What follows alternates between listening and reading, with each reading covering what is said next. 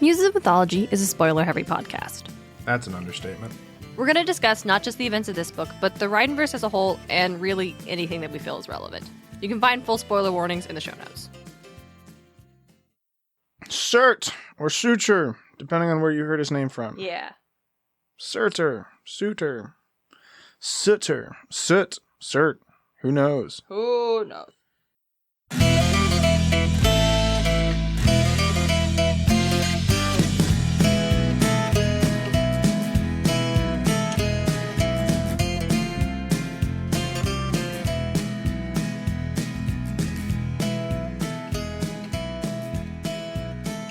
Welcome to Muses of Mythology, a podcast where we explore how ancient myths become part of modern pop culture through the lens of Rick Riordan's Magnus Chase and the Gods of Asgard. This is Story 88, Surt. I'm your co-host and podcasting muse, Darien Smart. Joining me is my co-host and brother, DJ. How's everybody doing today? I have been disappointed by ramen. You hate to see it. You can't say you hate to see it to a thing that you said yourself. You hate to see it. I absolutely can. You don't know what that means. You don't use it. No, you use it to I a do. thing I say.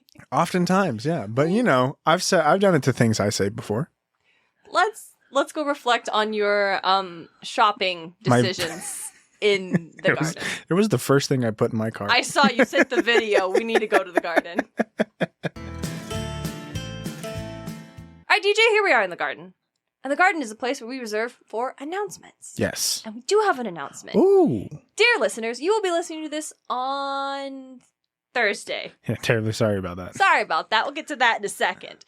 But if you happen to be in the Boise area the next Friday, Saturday, or Sunday, you should come to Gem State Gaming Con. We have 3 days for this? Yeah. That's crazy.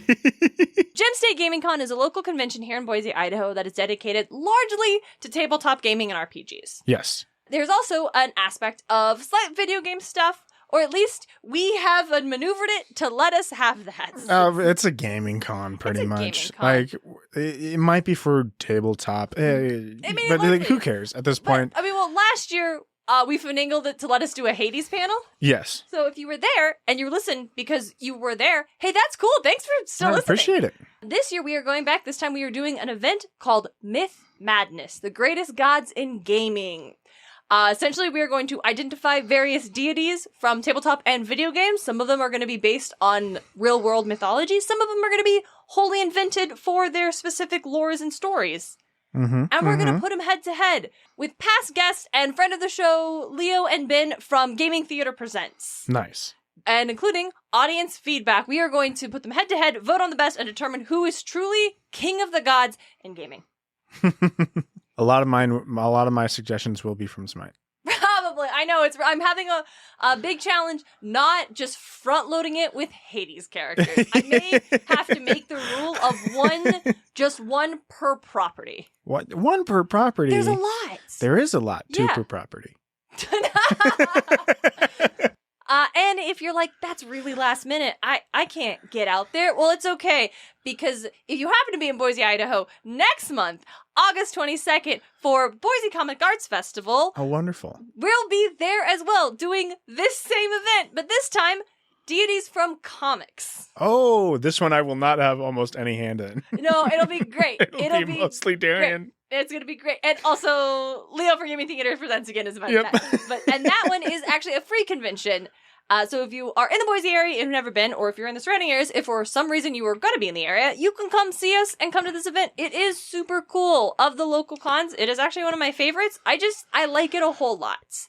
Couldn't be mean just now realizing that for as long and as vast and as thick as Invincible is, there is no god character that I can name off the top of my character. See, I'm going to use that event as an excuse to talk about the Adventure Zone and the goddess Istis, because she makes an appearance in the graphic novel The 11th Hour.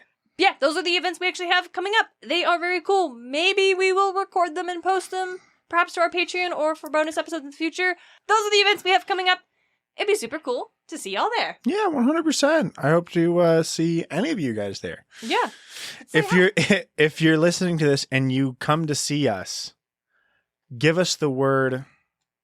Just say hi. No. To the show. I want to know if it's an actual listener. So let's give them a word. Think someone's gonna come up to us and pretend like they listen to our tiny niche baby podcast? Not that they would pretend, but just that they would because they would see an event, be like, "Oh, that looks interesting," and they would go. But I want to know if someone's there for actually us. Oh, specifically for us. Yes. Okay. What word should we give them? What code? I think like a Bond, like a James Bond code. Spy. How about we tie it into this next bit? Because this bit is also me testing to see if people listen to the garden. Because here we get to me mentioning, hey, yeah, sorry this came out 2 days later than it usually did. 100%. Typically, if I know we're not going to hit a deadline, I'll release a bonus episode. But I didn't want to do that, largely because I have finally sat down and planned out all the episodes and when they're going to come out for the rest of the season. And our last episode is currently set to drop on December 17th. And I just didn't want to kick that last episode 2 more weeks into the winter break. Yeah. So that's why 2 days instead of 2 weeks. But as I mentioned on Instagram and then on our Discord, so if you're a patron, you know this, the reason that this episode did not get done on time is because Darien rescued a kitten. Great. And I promised to tell that story to make up for it. So I decided to tell it here in the garden to test and see whether you guys listen to the garden segment or not. And we'll do a crash course. Basically, I was taking our little dog for a walk, and all of a sudden he starts yapping, and I look over, and I see this little black kitten in the bushes. So I go over to say hello to the kitten, fully expecting it to dart off, because I see stray cats in this area behind this business all the time, but the kitten does not dart off, because its eyes are totally gooped over, and its nose is totally gooped over, and it very obviously has a very bad upper respiratory infection, and is very thin, and just clearly not doing well. And after making some calls and chatting with our brother's fiance, who's also a vet tech, it was determined that very likely there was not going to be the resources available for any clinic that I could surrender the kitten to be able to help it and give it its best opportunity to find a forever home, given the fact that it is kitten season and there are just not resources to be able to do that right now. And so when I asked, hey, what if I paid for it? Would they even be able to help it? She confirmed they totally could. She quoted me a number that I deemed that is worth... I would drop that money in a heartbeat on my cat Ida. I'd drop it for Cash Dog. Yeah. How could I say this other animal is not worth that? Let's roll. So that was the night I was fully planning on coming back and finishing researching this episode after getting the kitten. And then the next day we were going to record the episode. But that night ended up being taking care of kitten in our bathroom. And the next day ended up being taking kitten to clinic. And getting a bunch of meds. And also just a huge shout out to other members of the Percy Jackson podcast community who, when I told them about being at the clinic with the kitten, demanded that they be allowed to Venmo me money to take care of the kitten. So with them, as well as with some of listeners of the show who are close friends of mine and other friends, ended up covering the entire vet bill for this cat, who, here we are 5 days later, is doing great. He is doing great. His name is Hunter, which should be the code word. DJ, to tie these in. So tell us about Hunter. Mention Kitten Hunt. I'm gonna be real with you guys. I think Hunter's a lame name. Well, you didn't watch The Owl House. You're right. And it matches Ida's name. So I don't know what to tell you, DJ. You're absolutely correct. I feel like even if I watch The Owl House. Yeah, but Hunter is my favorite character. Cool. So great. What would you call this little black long-haired kitten? Doofy. Well, you're wrong. So that is why the episode is 2 days late, because Darien, if you know me, this is the most Darien thing I could have done, rescued a sick kitten and has been nursing it back to health. He hates me because I have to put eye drops in his eyes 4 times a day. Yeah, he doesn't like that. Icky oral rinse in his mouth 3 times a day, and an antibiotic once a time a day. So he doesn't really like me. But I'm hoping in 3 more days, once the medicine doesn't have to happen anymore, we can be friends again. So I'm sure in the long run, he'll realize what you did for him. I don't know. He is just a cat. Yeah. But So we'll see. That's why Darien rescued a kitten. All right, there's the story. I promised to tell it. If you listened and you want to know more, hit us up on Instagram and demand pictures, and I will share pictures. But only if you ask. This will not happen after. Only if you ask. It will be only in DMs. Now back to the show. DJ, I have a correction to make. What's the correction? At the top of the episode, I said this episode was about Surt. You're right. It's about Surt and Muspelheim. It's about Surt and Muspelheim. Technically, in the order, it'll be about Muspelheim and then Surt. Yeah, well, I imagine that's because Muspelheim has less.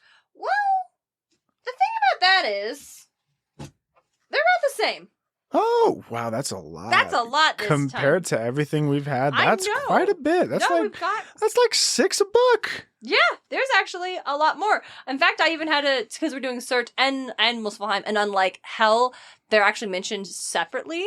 Oftentimes, Hell and Hell place and the figure mean the same. We're kind of like intermingled, really. Yeah. These ones are distinct. So I have sticky notes that I have numbered to reference Muspelheim, and sticky notes that I lettered to reference when they are just about Surt.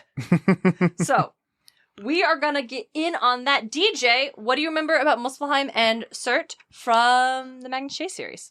Muspelheim is like all fire. Alex goes there in the 9 from 9. Mm-hmm. Surt is the like pretty much the big bad of the first book. Mm-hmm. He is he's the one who kills Magnus. He does technically kill Magnus. Yeah, and Magnus cuts off his nose, and when Alex goes to see him, his nose is still growing back, which is really fun. She cuts it off again and says, Magnus and Jack send their regards. And I fucking love that wonderful. shit. Absolutely peak. That's some peak, like, romance couple bullshit. I'm into it. Surt was building up an army of fucking, like, Z-list gods, dude. Yeah, no, for like, real, I was about to say D, but I'm like, not even They're D. not even These guys. D-listers. They don't even get a reality show. Yeah. And once they all realized that they could be screwed or gained or whatever, they just like, okay, fuck Alex convinced them, yeah, this is not in your best interest to roll with this dude. Yeah. Yeah, no, honestly, that is it. Surt shows up in Sword of Summer, and then he proceeds not to show up in the subsequent books, even in the big climax scene, the flight scene on the ship. He's not there. The justification for that being because they're in. He's too ashamed of his nose. They're in. They're in Jotunheim. Jotunheim, I believe. Yes, they're in the frozen one, and which is not Jotunheim. No, it's Niflheim. Niflheim. Yeah, they're in Niflheim. Because Jotunheim is also cold. But not ice, but you know? Like, Jotunheim is... Jotun's like peaky mountains. Yeah. Niflheim is Antarctica. Exactly. I was going to say the same thing. Yeah, it's dead cold. Yeah. Nothing grows there cold. So, Surt, being a fire giant, could not be there, is the logic for why he's not there, which makes sense, but is simultaneously a wild narrative choice to have one of our primary antagonists from the first one, the one who literally killed the protagonist, never reappear again in the rest of the narrative. Yeah, never have Magnus even confront him again. Yeah, in any way, shape, or yeah, form. I mean, he deals with him pretty soundly at the end of Sword of Summer. Yeah, I didn't listen to that one recently, so. Yeah, you didn't finish it. I didn't. He even kills the head Valkyrie. Oh, that's right. Yeah. Yeah, and so but he's not truly defeated because he's still like alive. Yeah. And I'm not saying this is bad. I am just saying, like, when I fully realized, wait, Surt never shows up again, it was just kind of, I was surprised by, like, oh, right. That's wild. It's a little weird. But, again, I think narratively, like, for the justification of him not being on the ship, or more to the point, the fact that the narrative has worked really hard to elevate Loki as our true big bad, and if Surt rolls back up and he's like, fire, and also, I think this is actually it. Because Surt has to have Jack. And so if Surt is around, we would constantly be dealing with the problem of him trying to take the sword. With the same problem we had in the first book. And that's not interesting. And that's not interesting. That's fine for the first book. Yeah. That was the point of the first book. But if he shows back up again, especially if it's about Ragnarok, and he's like, well, if I don't have the sword, Ragnarok doesn't. Especially when it's that close. That at this close. Point, and right? we need... Loki's free. He's about to set sail. Yeah, we're on the ship. And so, like, of course, Jack would... That pull of fate would be even stronger on Jack. Mm-hmm. Like it kind of was when they were facing Fenris Wolf. Yeah, but it's like it was only one event that almost broke out. Yeah, it's also interesting with Rick Riordan proposes that we mentioned in our Ragnarok episode the list of events that take place as Ragnarok begins. And Rick Riordan in the series proposes that actually just one of them really needs to happen for it to be Ragnarok. Or once one happens, all the rest will happen. I view it as like a domino effect. The moment one happens, the rest starts. Yes, but then, the rest are inevitable. Like unironically inevitable. But if you prevent that first one from happening, then the rest, it won't happen until if Fenris Wolf had been freed, then everything else would have happened. But he wasn't, so it's fine. If the ship set sail, then also Fenris Wolf would have been and everything was happening. If the crow, but it's not bad. I think it works because it continues to raise the stakes. I guess technically Loki is one of those dominoes, but they had stopped it before it actually, I guess, You're fell. right, because Loki they stopped it before it hit the next domino, Yeah, the next domino being Loki sailing on the ship. Yeah. Yeah, I like that as like a narrative. Like the sword and freeing Fenris Wolf doesn't work in the first book. Yeah. But another sign of Ragnarok, Loki being freed, does happen in the second book. So it does very successfly raise the stakes of reality. Even though we, the reader, know in this genre, the end of the world is not going to happen. But it still makes things feel more down to the wire. Especially when he has another book happening side by side.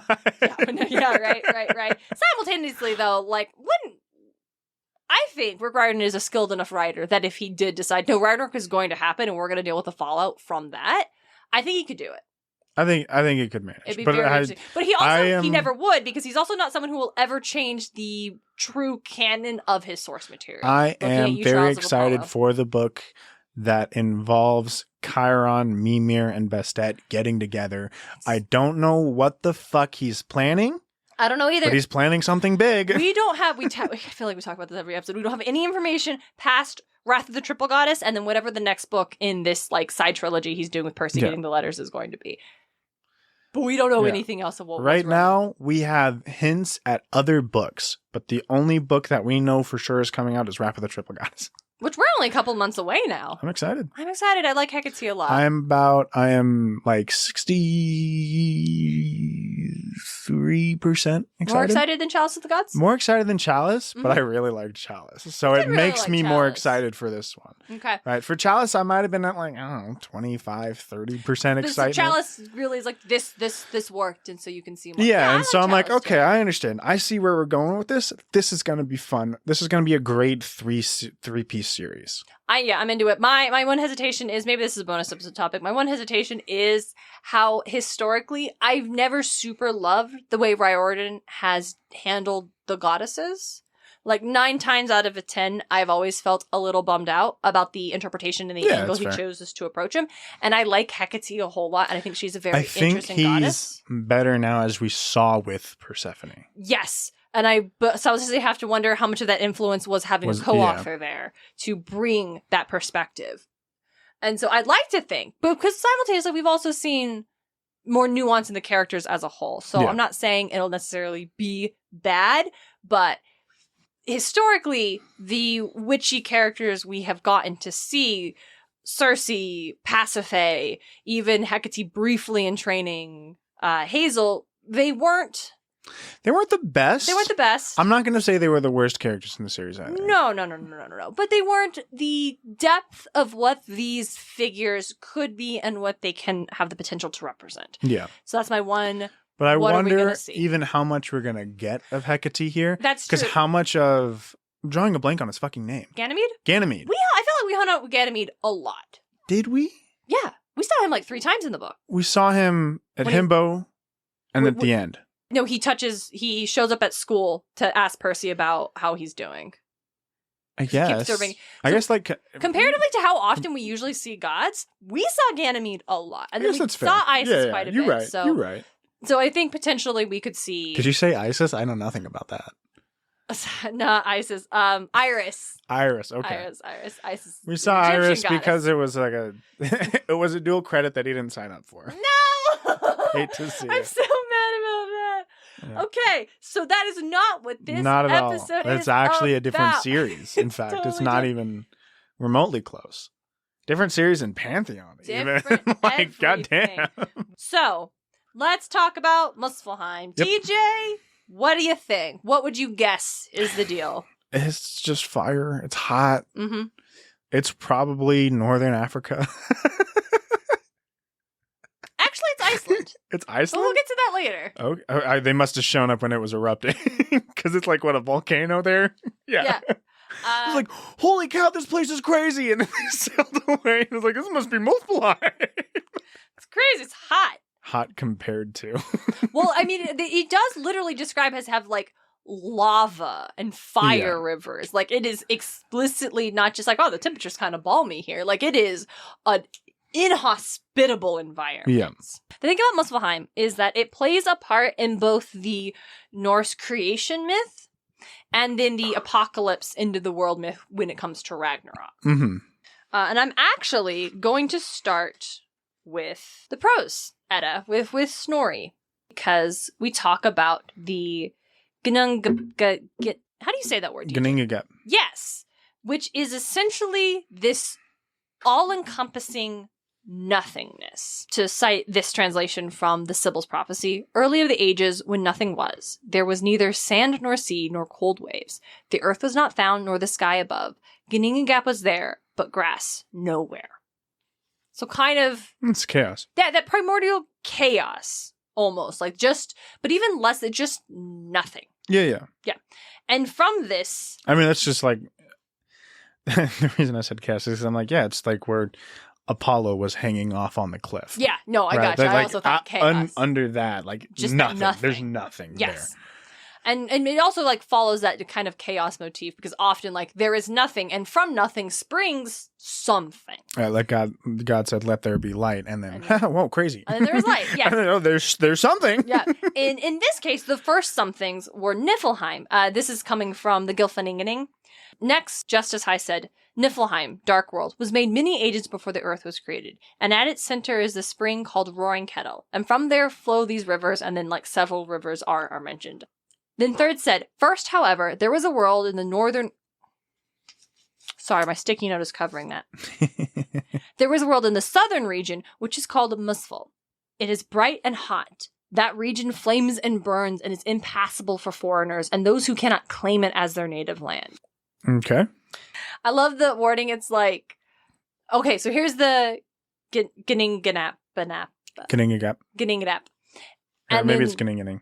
No, Gylfaginning is the thing, and I'm getting those two. Let me just make sure. Yeah, DJ's gonna double check. Ooh. In the stanza. Gningagap. The gap. I love that just as high is like, all right, and then Niflheim rolled up in all these rivers. But then third says, but first, however, there was Muspel, as if like they forgot. Wait, no, that one's actually not the first thing. Muspel was the first, and then Niflheim. It was hot, then it was cold. Yes, that's what we talked about in the last episode with the idea of Niflheim being icy and freezing. Yeah. It is because directly it is meant to, it is said if Muspelheim was first and it was hot, then the next thing would be cold. And that actually comes from this next part, wherein the rivers from Niflheim in this next part of the Gylfaginning state that they came so far from their source, the poisonous flow hardened like a slag of cinders running from a furnace and became ice. When this ice began to solidify and no longer ran, poisonous drops spewed out and the frozen icy rime. Then layer by layer, ice grew within Gningagap. So that's how we know it must be ice, because it literally, this river is so cold, it froze over the nothingness. And here we get more of, it's not just that, when I said it's part of the creation myth, it's not just that, oh, first there was fire. It talks about how, but on the southern part of Gningagap grew light because of the sparks and glowing embers flowing from Muspelheim. It thawed and dripped at the point where the icy rime and the warm winds met. There was a quickening in those flowing drops, and life sprang up, taking its force from the power that sent the heat. The likeness of man appeared, and he was named Ymir. Nice. Mm-hmm. And so we have to credit like life coming from the fires of Muspelheim interacting with this ice and melting it. And that's very interesting when we get to Ragnarok, because that's the next time we talk about Muspelheim, is when we discuss, again in the Gylfaginning, the Bifrost. Mm-hmm. And it is stated specifically, sturdy though it is, it'll break when the sons of Muspel ride over it at Ragnarok. Then their horses will swim across the great rivers, and so they will advance. The Bifrost is a sound bridge, but nothing in this world can be trusted once the son of Muspel attack. Ooh. And tying into that, we talk about, as we mentioned earlier, the ship that Loki is going to be on. And how specifically it is stated that on that ship, when Fenris Wolf eats the sun and the Midgard serpent consumes the earth, essentially, and escapes from the sea, amid this, the din of sky splits apart, and in ride the sons of Muspel. Across the ride the Bifrost, and it will break, as was told earlier. Muspel's sons advance until they reach the plane called the Grid, battle plane. And this is where everyone does the last stand. Mm-hmm. Loki will ride in on the ship, with all of Hel's troops following. The sons of Muspel will have their own battle troop, and it shines brilliantly.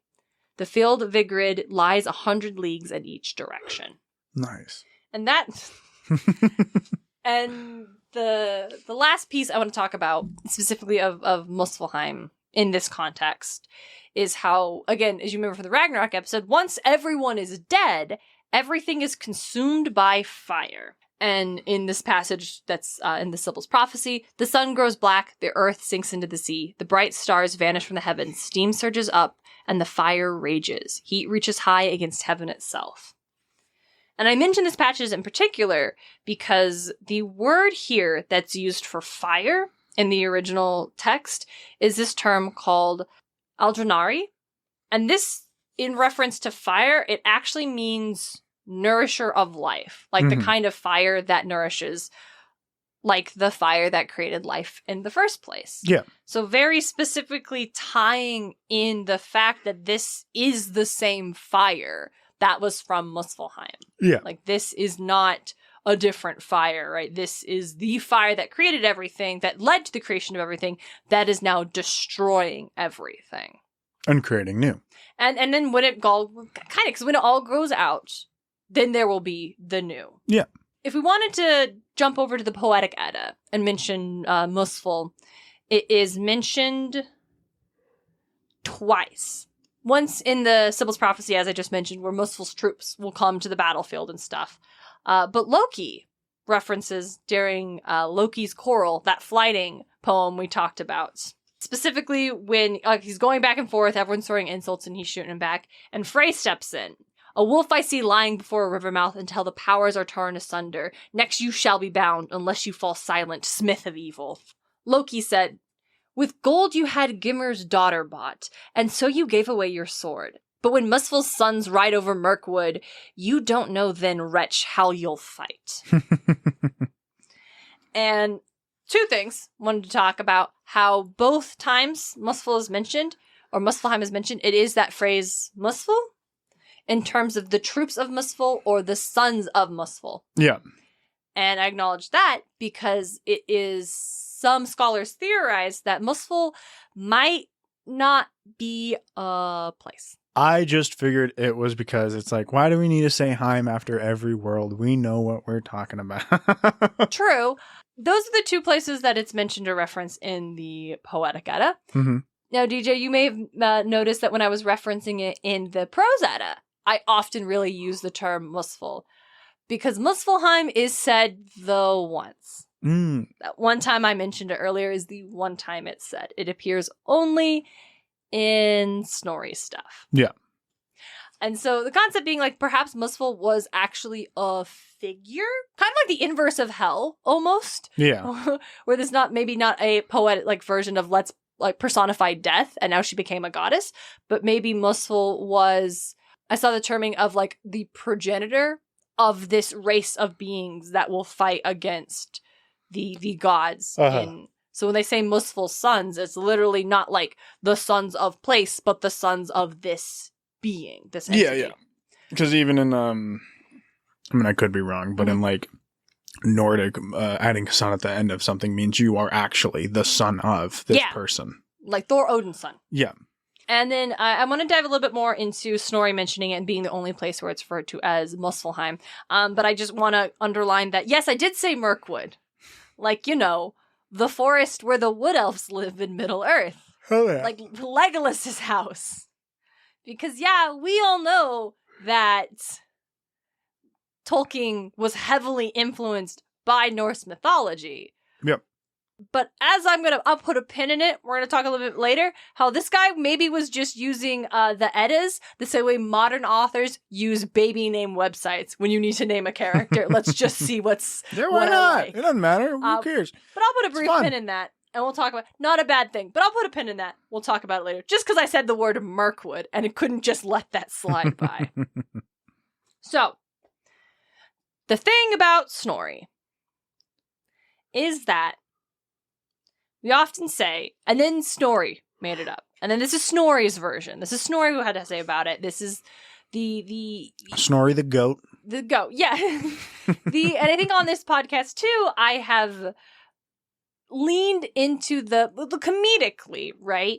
The idea that if it is in the prose Edda, but not like in the poetic Edda, then it was a whole cloth invention of Snorri and LOL. There's a good chance that that's not entirely true. Exactly. We do it comedically, but it's like we weren't next to Snorri when he was, I don't know, not lamenting. What's the term I'm looking for? Just looking over every single scroll he has in front of him that could very well be the exact writings of some Nordic person, right? Yeah. The fact that we to say Snorri invented it, like you said, it's not accurate. But it is perhaps an easier way to articulate the more complicated reality of that. The text was recorded so late after Christianity became the prevalent cultural belief and practice of Iceland and all these Nordic countries in general, but Snorri's from Iceland. What we have is written in of Iceland. Like Europe as a whole. Of Europe as a whole, yes. So, but specifically, like if we're talking about Norse, like at a time when the Norse beliefs were no longer a living tradition. Yeah, but that doesn't mean that Snorri's version doesn't actually accurately reflect the storytelling traditions of Iceland of the time.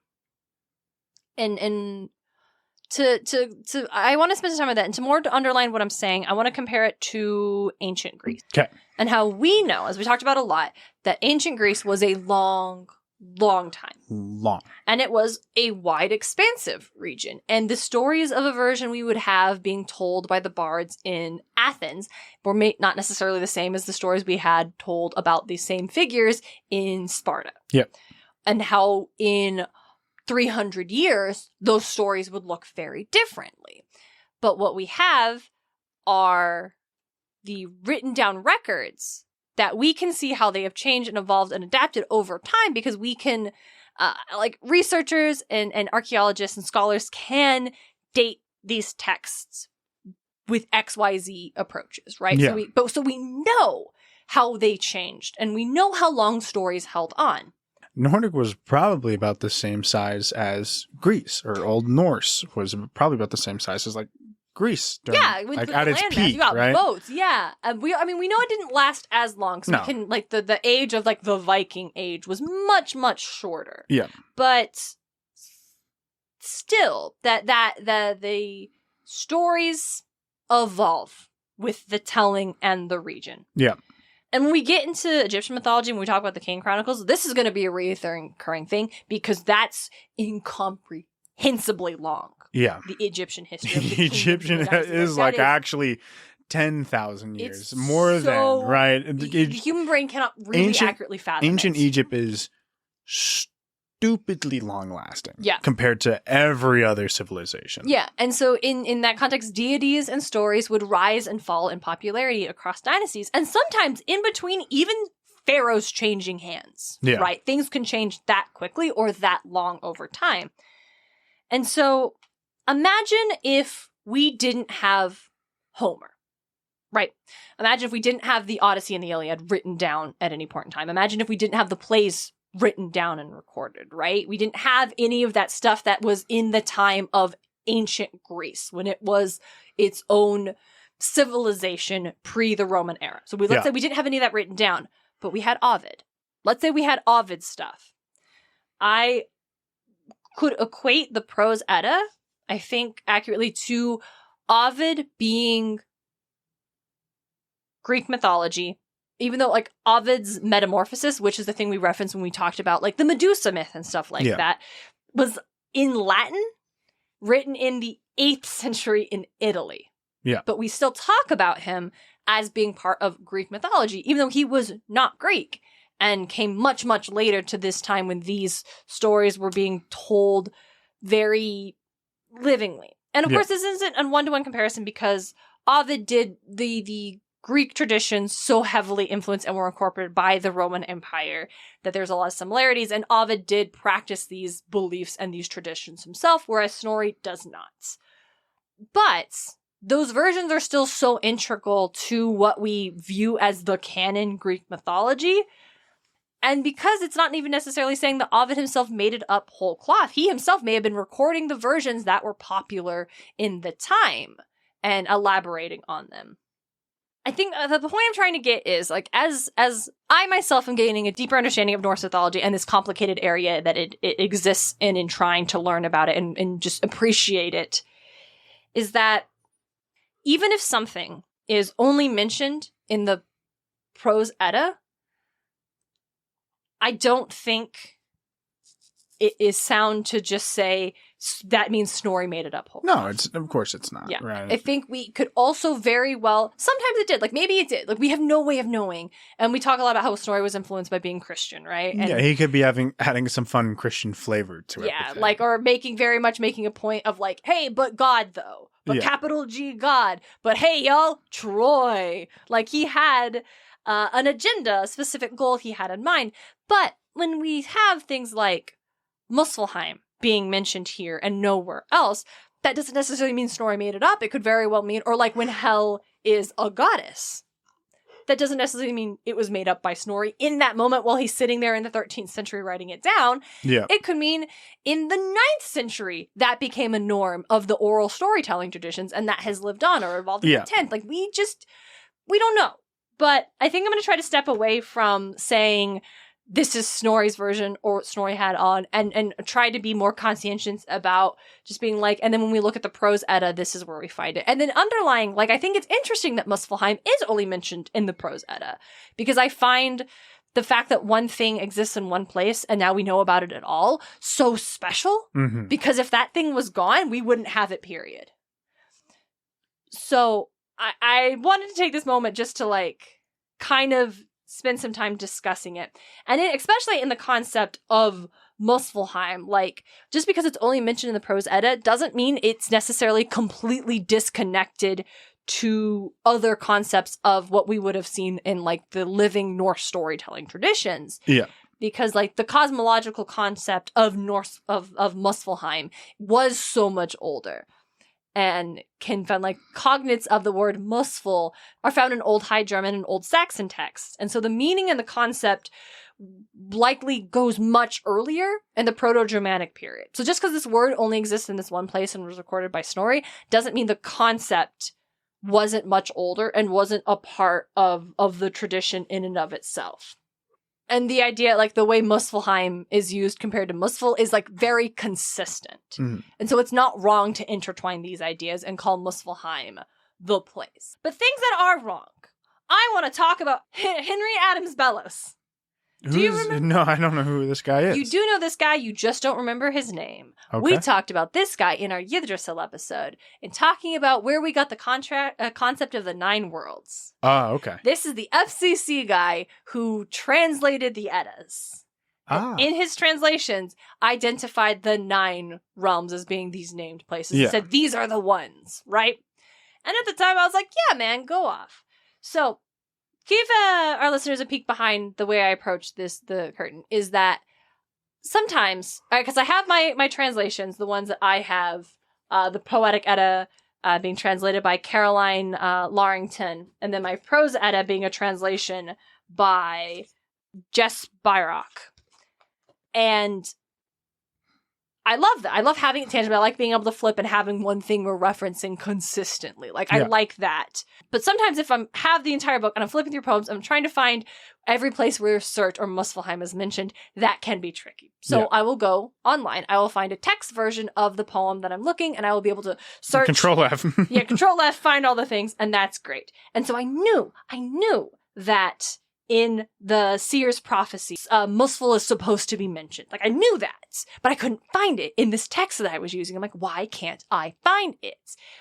And the stanza because the translation I was using was the translation from the 30s by Henry Adams Bellows. And this stanza that I was looking at said, "O'er the sea from the north, there sails a ship, with the people of hell at the helm stands Loki. After the world do wild men follow, and with them the brother of Bylist goes."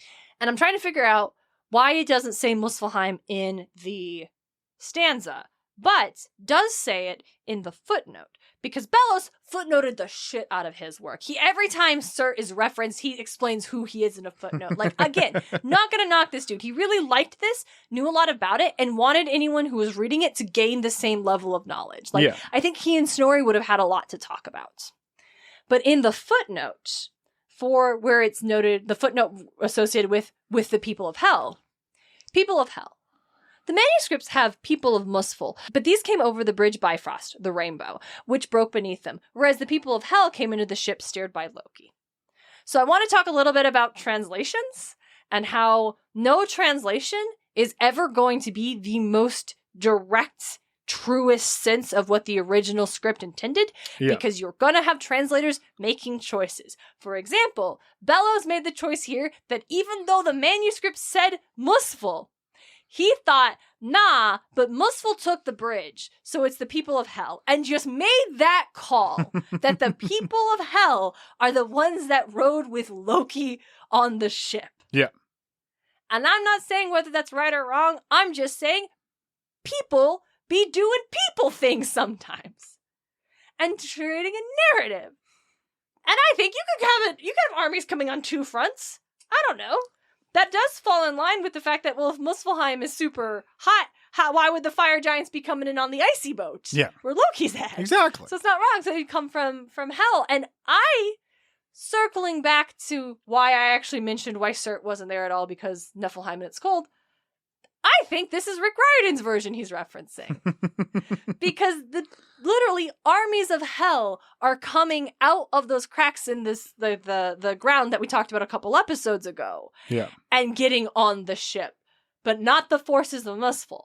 So if I had to guess what translation Rick Riordan might have been referencing when he was doing this, I would wager a guess that maybe he had a Bellows translation on hand that stated hell and not Muspelheim for this reason, or at the very least it's an interpretation that Riordan likes. And that's, again, I'm not saying that's wrong. I am saying that's very interesting because the text doesn't say hell.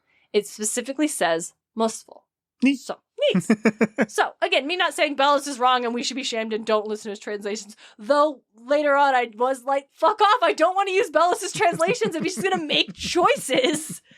But then that ties into what is, quote, real Norse mythology, and can we ever actually access it? And the answer is, no, we cannot. No, sadly. Not with our current technology. We don't have possibly not with future technology. Yes, because there just simply was not any record for us to access what it was. Yep. But it's still interesting to bear in mind that anything we have from the past went through the hands of so many people before it got to us here. And that continues to play, I feel like, the part of how these stories change as other people write them down. And we think of written things down as being like, this is the solid version of it. But it's not necessarily. Especially if we have a footnote that notes, actually, the manuscript said Muspel, but I went ahead and made the executive decision to change it to hell because I just think it makes more sense. All right, Henry, go off. Those are my thoughts. Well, my thoughts. I guess my thoughts. I went off on a little bit of a, let me do a little bit of a lecture. Those are some of her thoughts. A lecture on Snorri and prose edit and then translation. Which is why it's so important, I think, also, when discussing work. That's why I was so excited to use Dr. Emily Wilson's translation of the Odyssey and the Iliad. Because in reading her approach to the way she translated to work, I found that it resonated with me a whole awful lot. Making the intentional choice not to try to make the language sound more archaic. Yeah. And also identifying places where a word choice had been translated as one way in a lot of other translations, but didn't necessarily mean what it was being translated to. And perhaps that was an indication of other translators being colored by their human biases and perceptions, and that bleeding into their assumptions about the situation being presented in the narrative. Mm-hmm. So I think this is to say, if you're gonna pick up versions of texts in languages that you don't speak, keep it in mind. It's okay to look at and compare to different ones and find the one you're like, this vibes with me. I respect this approach. Like, I think Bella's did a great job, like, having all the footnotes. Like, that's really cool. Like, I can't, like, mine does have it, but not nearly to the extent that his has. Yeah. Simultaneously, just making some creative choices that I'm not sure I want in this space for me personally, for what I'm trying to do. Uh-huh.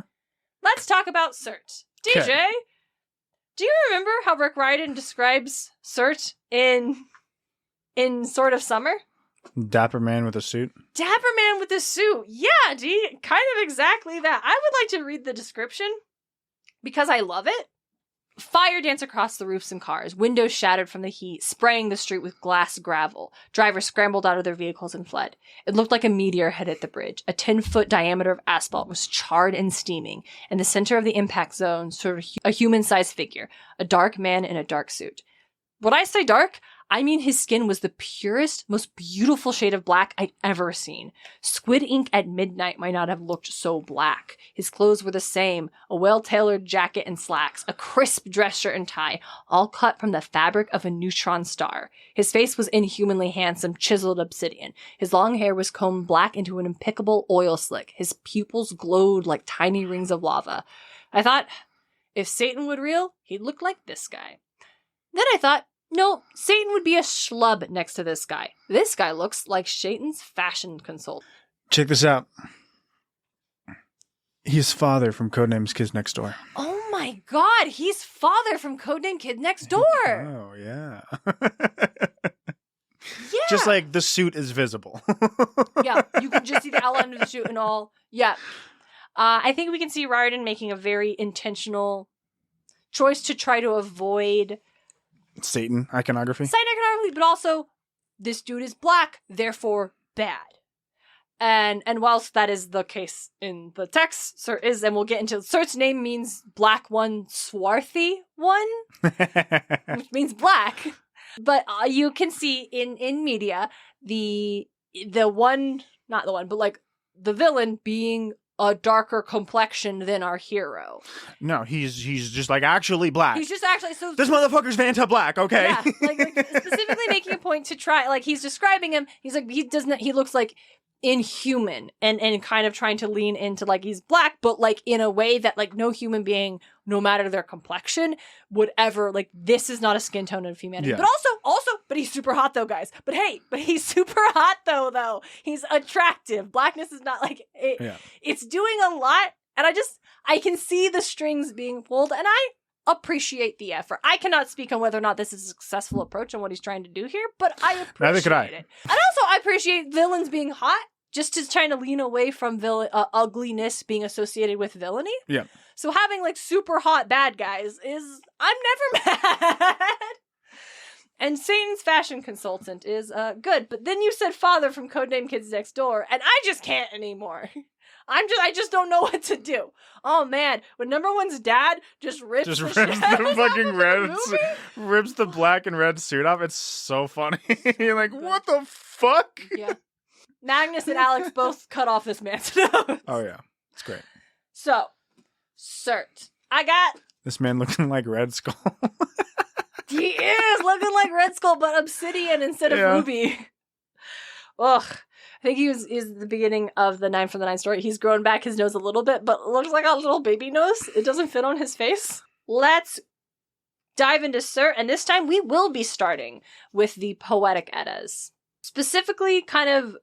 The first time he's mentioned is in the Sirius's prophecy, is when we are discussing the Ragnarok. Like this is Surt's appearance. He isn't mentioned outside of his role in Ragnarok. Surt comes from the south with branches ruin. What does that mean? Branches ruin. Hold on, I want to look up that. This is page 10, so I want this. His arms are broken. Maybe. Let's see. Oh, it's a keening for fire. Ah. So it's a poetic way to describe fire. Branches ruin, the thing that ruins branches. Okay. Fire. So Surt rolling up with fire. The slaughter god's son glances from his sword. Rocky cliffs clash together and the troll women are abroad. Heroes tread in the hell road and the sky splits apart. Then Frigg's second sorrow comes about when Odin advances to fight the wolf, and Beli's bright slayer against Surt. Then Frigg's dear beloved must fall. Specifically in those passages, the Beli's bright slayer, that is citing Frey, and how Surt will slay. That's his role. That's his role, to kill Odin and Frey and Frey? Fenris Wolf kills Odin. Okay. At the same time, Surt is killing Frey. Okay. And has this, like, fucking fire sword. And brings the fire, brings Muspelheim. Okay.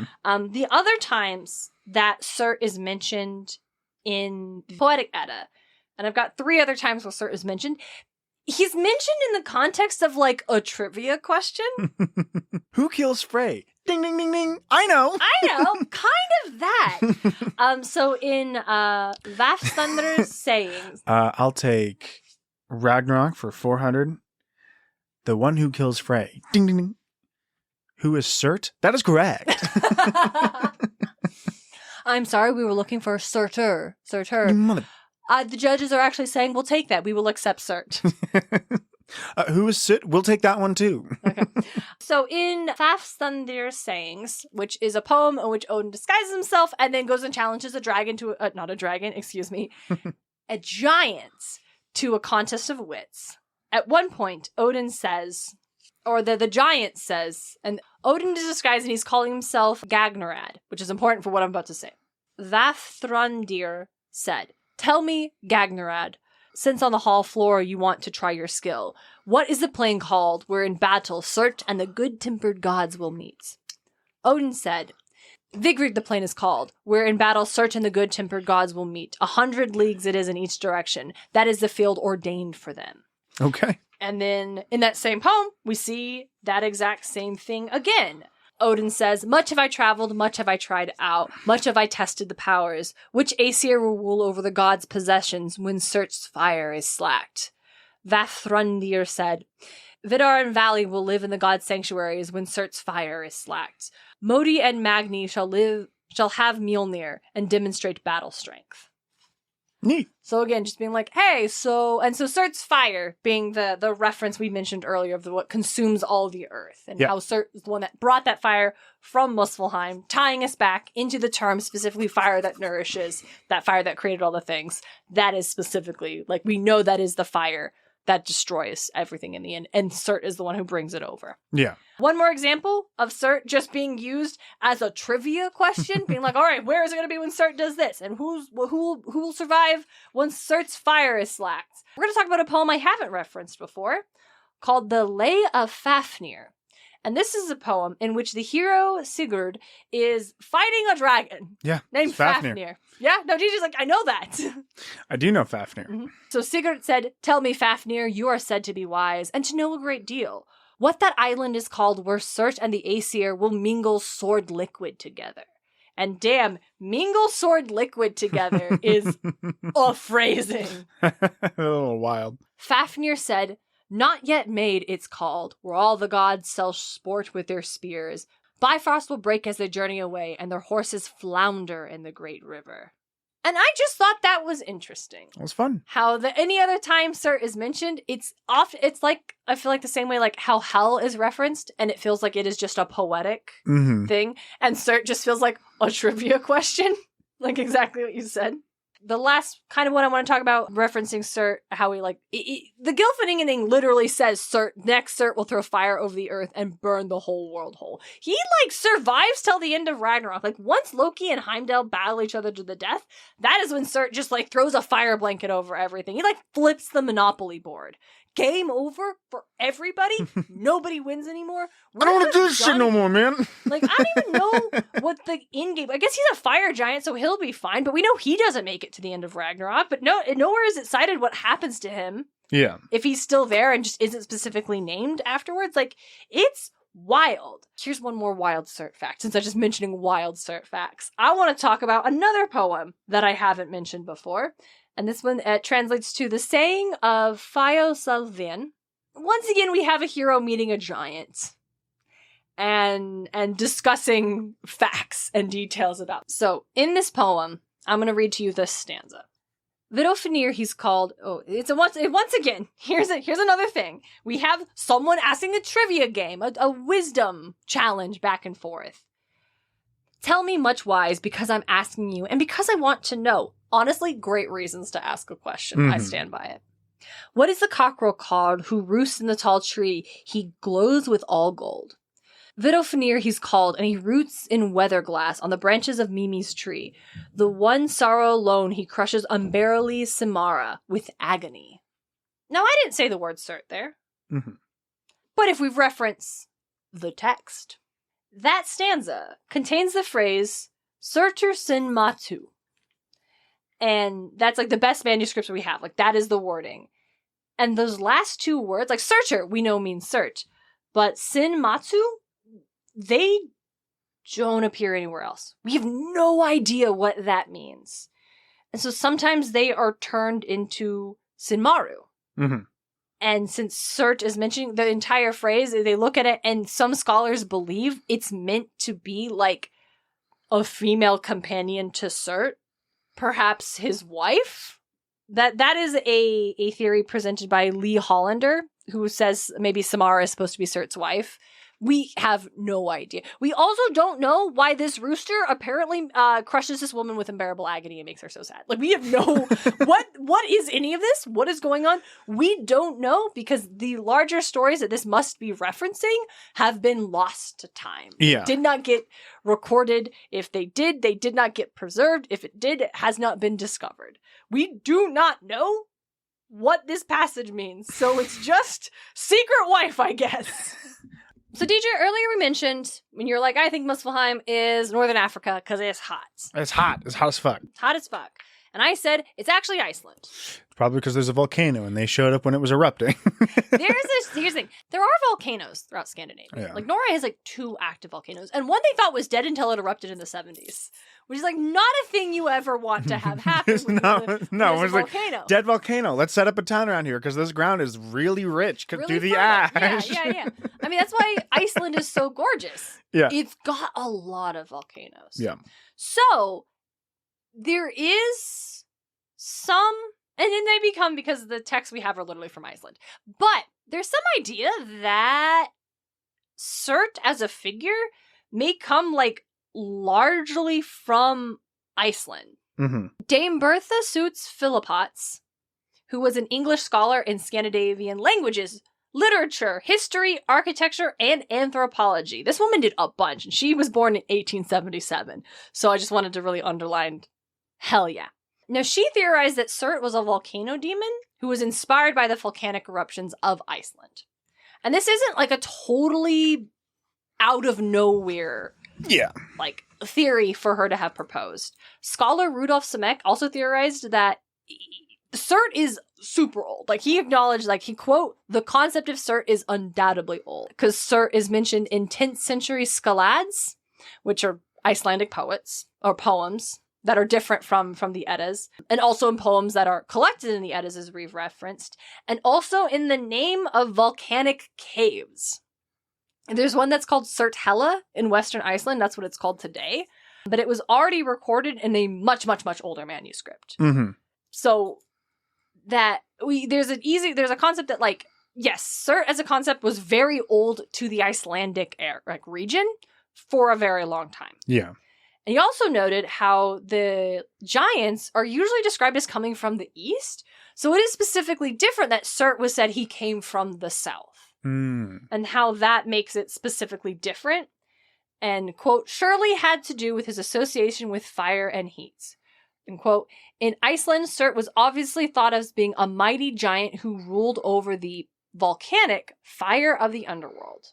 Smack even goes so far as to theorize that Surt, being an enemy of the gods, may not have been a concept that was native to Icelandic storytelling traditions initially, and that when this figure was brought to maybe other places where this story, the cultural tradition was the norm, that is when he became known as an enemy of the gods, and then we see him as bringing the fires and fighting the Aesir and burning the world. Because it'd be kind of weird to have like a bunch of places named like places in your area like named after a villain to that extent. Also, there is in the 12th century Icelandic book called the Book of Settlements. There is a journey the chieftain's son takes to sing a poem to a giant that lived inside, quote, Helsin's Surt, or Surt's cave, which is the one that's called Surt's Hellir that I mentioned just a little while ago. And some archaeological research done in 2001, 2012, and 2013 found there was obviously evidence of activity in these caves. And apparently it was initially just assumed that these were like outlaws who had hid out in the caves. But when the archaeologists got their hands on their stuff, they were like, hey, this actually looks like it might be a lot older and a lot more intentional. And theorized that this might actually be evidence of, quote, Viking Age ritual activities taking place inside the cave 65 to 100 years prior to Iceland's conversion to Christianity. Just a good chunk of time before this became the norm. And so it may have been a cult to appease the fire giant. If you live in an area where volcanoes can and have been a problem, maybe you have traditions where you try to appease this divine, this figure, this deity of sorts. Yeah. So yeah, Surt may specifically be inspired by the Icelandic volcanoes. Nice. Or maybe not, but it's a mix of the two. I believe it. Yeah, as these stories came from like all places and that's hard to track down, especially if all we have is what this one Icelandic dude wrote down. But it does seem like maybe this figure specifically was real big in Iceland. Yeah. And that closes the book on what I have for Surt and Muspelheim. DJ, do you want to talk about SMITE? I do. Real quick, I'm going to pull it up because actually Surt is probably the first god that made me realize that gods in SMITE have lore to SMITE themselves. Really? Because his is actually stupid interesting. Oh, I love. Okay, tell me more. Pull it up. Last year was season 10 for SMITE, and it was the season of monsters. Ooh. So they had a bunch of gods come out. And like the first two gods were monsters that have been previously showcased in this game. The very first god was Surt. When you say showcased, how is that different than showcased? Meaning that they have shown up in this game prior, but were just they weren't like they weren't playables. Okay. They were monsters that were like Medusa. Her first showing was she was now a god in SMITE. Cool. Surt was the fire giant on the map that you would kill. They didn't call him Surt, obviously. He was just the fire giant. And you would kill to get a massive buff for your team for a limited time. Okay, and that's really cool. It's really interesting because his lore is that he was tired of being killed so much. It's like, I'm done with this. I'm fighting back. I love that for him. Oh my God, Surt! So let me give it a good old read real quick. Little is known of the fire giant Surt. His origins are shrouded as by a haze of forged smoke. His secrets mingled with the ashes of his fiery home. Even Odin the All-Wise cannot see the spark that started Surt's fire, but he knows the giant's end. For it is the end of gods and of mankind as well. Surt is the very embodiment of the fire that will burn the old world to ash so that a new one might rise in its place. It is said that when mighty Surt moves from his post on the frontiers of Muspel, the heavens shall break apart, the earth shall burn, and warriors will tread the path from hell. Carrying his bright sword, he wields the sons of Muspel into battle with the Norse gods, a battle which will end with Surt's flames engulfing the world. But until that day, Surt stands sentry against those who would dare invade the lands of his people, be they mortal or divine. Over the millennia, many gods have trespassed on Surt's territory, either in the course of a quest or simply because they desire a challenge. Some believe that these periodic incursions into Muspel are encouraged by Odin as a test of Surt's vigilance. What? While others claim that the Norse gods hoped to keep Surt weak through constant warfare. Regardless of the reason, he has faced gods in battle many times, and he has tasted many defeats at their hands. Over and over again, Surt is cast down only to rise again like a rekindled flame. But with each defeat, the heat of his wrath grows ever stronger. as does his desire to lead his people to war against those who would see them bound to their lands for all eternity. And sooner perhaps than the gods realize, Surt will leave his post at last and march to the world's ruin. You know what? Good for him. Fucking awesome. That's really cool. His announcement trailer was sick. Yeah? It was the fire giant, like the old fire giant that was on the map. Yeah. Like being like, yeah, like just kind of like being like, yeah, fuck this. And then he gets engulfed in flames, and then Surt, that we know in Smite, just burst through and fucking dominate. He's a nightmare to deal with. I'm sure. He's a lot of fun. He does summon the Sons of Muspel, which are little imps that he can, Cute. when he smacks somebody with his sword with an ability, it spawns one. Uh-huh. He can pick them up and throw them. Throw a guy. That's very good. It's really fun. Really, really sick. I love it, honestly. And yeah, Muspelheim also shows up very briefly for about half a second. Really? In Heimdall's ults. Okay. He casts an enemy through the Bifrost into Muspelheim, then Niflheim, and they take like hella damage and dot damage as they break through the worlds. Cool. And yeah, it shows up very briefly. Nice. Muspelheim also shows up very briefly in Thor Dark World. Ooh. When Jane Foster has the weird convergence thing going on with the... I don't know, the movie is messy. And I've watched it multiple times. I've only watched it once, and I'm like, I don't need to again. No. We get flashes of different realms, and we briefly get a flash of Muspelheim, like Realm of Fire. Mm-hmm. And then Surt shows up slightly less than briefly, but still not quite as prominent as you would expect in Thor Ragnarok, where he is imprisoned at the top of the movie and taken to Asgard. And then at the end of the movie, in order to defeat Hela and just try to escape, Thor releases Surt, because his whole thing is, I want to destroy Asgard and bring by about plunging Ragnarok. the sword into his fires. Yes, and that's what he does. And there's a great line where Hela's like, you can't defeat me, and Thor's like, I can't, but he can. And then Surt rises up and is just like, I'm here to destroy Asgard. And Hela's like, what the fuck? God damn it. And then engages in combat. And engages in a combat we can assume just forever. Either forever or she just loses. She just loses. And it just destroys all of Asgard. Yep. It's like floating planet fragment kingdom. Just completely trashed it. Yep. There's a new city in the Scandinavia called New Asgard now. New Asgard, yeah. In the comics, it sometimes floats over Ohio. Oh. Yeah. It is kind of, it's like, oh, it'll bring about Ragnarok. At the beginning of Infinity War, half of all the Asgardians are murdered by Thanos. So yeah, it kind of did, and Heimdall is killed, and like, and it's a new world. And Loki is killed too. Yeah. Yeah. So it kind of does signal the end and Ragnarok for the Asgardians. It's pretty brutal. You want to clock how he looks. He looks very much like horned satanic demon in the movie. Because, yeah, of course. And want to mention another flaming horned demon figure, the Balrog. Yeah. Because, hey, I mentioned Tolkien earlier. General consensus, the Balrog might have a little bit been inspired by Surt, the volcano demon. Side note, there's a game called Mines of Moria. Uh-huh. And it's about the dwarves coming back together. They dug too deep. Yeah, well, they're coming back after that. Oh. After the movies. Right, after Gimli's stupid fucking old now, right? Oh, Gimli! Yeah, and so he's calling all the dwarves back to Moria to reclaim the mines of Moria. Mm-hmm. The developers were like, yeah, it's the final boss once you get down. I don't know what it is. I didn't look into it, but the developers like, it's not the Balrog because that's predictable and lame. Also, Gandalf killed the Balrog. Yeah, but there's like, it's not like the Balrog is the... Yeah, but like...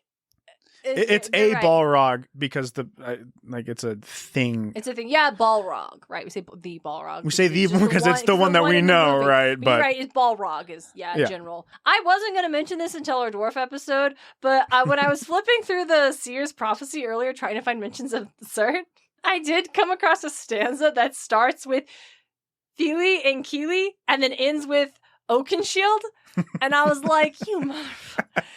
I assume those are dwarves from Those are dwarves Hobbit. From the Hobbit. There are also other stanzas around it that mention other names, thus my baby name reference earlier. That's great. I was going to save Big fan. but since Love we're talking about the dwarves. Big fan. He really did just scroll and be like, I need some dwarf names. How about these guys? And honestly, I was surprised. Okay, so this is the dwarf naming game? Great. Right. Let's put these in and my own. I was like, feeling, I know those boys. I got one more Marvel one. It's just Muspelheim. But in Spider-Man and His Amazing Friends, the show for toddlers, Loki uses the twins of the gods to teleport Iceman to the Sea of Flame in Muspelheim. I have to assume Iceman's just in there like, bastard. I have to Arms assume folded. Yeah, I have to assume that Iceman was fine because this is a show for toddlers. It's also Iceman, one of the only S-class mutants or X-class mutants. You're right. He'll be fine. But it was still like the fact that Loki sent him to the fire world. I'm like, that's dark. Yeah. Like, I'm gonna send the ice guy to the fireplace. That's funny. Just like, hey man, Hey, you're trying to advantage. You're trying to kill this fella. He'll be fine, but you're trying to kill this That's fella. wild. This is a kid's show. Loki, what are you doing here? And I don't know anything about the plot of the episode. I don't know if this was like totally fine, but like, Yeah. I was just looking up like, where else does Muspelheim appear? And that came up, and I was like, well, I'm definitely going to mention that because holy shit. Yeah, Muspelheim and Surt also appear Loki tried to kill Iceman. Muspelheim and Surt also appear in God of War. They do. Yeah, again, haven't played this yet, been meaning to, just haven't given myself the time to sit down and play through these games. Yeah. However, I didn't look at what Muspelheim looked like. I just read up on like Surt. Yeah. And Surt knows that he's destined to fight against Odin and Thor and to die at their hands. But apparently he doesn't know that he is actually going to be the one to reset the world. Yeah, he is Ragnarok. Yeah, he doesn't realize that. And I think that's super interesting. I like that. There's another figure that appears in God of War. Samara. Okay. The secret wife from earlier. She is a character in the God of War games. Nice. And they even talk about how, like, yes, it'll help us as long as we don't involve her. And I was like, that's really cool. That's like, yeah, that's fun. I don't know. That definitely indicates a deep dive into it's a good pull. It's a good pull. Yeah. Like how I feel like Zagreus is a really good pull for Hades. Samara is a really good pull for God of War. Like, hey. And so I don't know anything else about it because, again, unlike with Baldur, where I just got weirdly into like down Reading the rabbit hole on that one. That's because Baldur's is crazy interesting. Baldur's is crazy right from the jump. Surt's just didn't get me as much, but then I saw Samara and I'm like, let me click on hers a little bit and like, wow, that's wild. Yeah. Again, I haven't played these games. From what I read, it doesn't look like he actually shows up. He's mentioned quite a bit and probably shows up in cutscenes in Assassin's Creed Valhalla. I was wondering about Valhalla, yeah. Yeah, he lived 30,000 years prior to the events of Valhalla, and he was one of those Isu characters and race that the newer Assassin's Creed games have been talking about. Yeah. And he just started... aliens? No, they're just another like really powerful race before humans came to rise, I guess. I you know what? $50. It's Assassin's Creed. I don't know. I doubt it because they never touched down on alien shit before. But it's just Isu, right? They could though. And maybe. Would you be surprised if in the next game they confirmed that they were aliens? You know, I never played Origins. Maybe they did it then, right? With the pyramids. Who knows? Dear listeners, if you know, just tell us. I'd love to know. Yeah, I'm not gonna look it up. Yeah, but he shows up and he They named a couple weapons after him. There's a flail and a sword. And there's like another thing that I thought was interesting, but it just escaped me. Completely. The train left the station and you were not on it. Yeah. Yeah. It just looks like people use him to describe certain things like weapons and that makes sense. Burnt objects and rages that were just crazy. That makes sense. Yeah. Fire. Like I can see that. That makes a lot of sense for it to be used. Like this. Also, Surt does things here. Yeah. Sure. I think, DJ, you have any other Surt pop culture, notable pop culture appearances? I couldn't find much on it, but it looks like he shows up in the VR game Asgard's Wrath. Oh. Yeah, Muspelheim is also there, obviously. Yeah. I couldn't find like the lore for that because it's not like a well-known game that has its own wiki, really. Oh yeah, you have to play it. Most of the time, it's just like it's a fucking VR game that's exclusive to the Oculus Rift. Right? Yeah, so you're not gonna be able to. Yeah, or the Quest, not the Rift. Good crack. Someone was gonna let us know. Yeah. All right, well then, I think I very much enjoyed this episode. I liked you to talk about. Yeah. Surt's a very interesting character. I dug this a lot. Yeah. Dear listeners, thank you so much for joining us. If you want more of the podcast, DJ, where can they go? They can go to patreon.com/Muses of Mythology. We got a lot over there, a ton of bonus episodes, equivalent to the amount of main feed episodes. We got For $5, you can have for $5 you get all double of your that. Muse of Also Mythology for $5 and like everything else, you get Musemas, where we talk about the Christmas Carol. You know, Charles Dickens' O Christmas Carol. We talk about different adaptations of that. It's an absolute blast. We're going to do it again this year. Very excited for it. every year.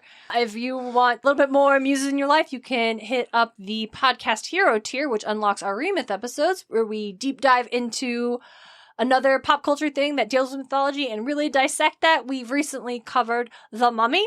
We have been ongoingly covering the Lore Olympus volumes as they come out. Yep.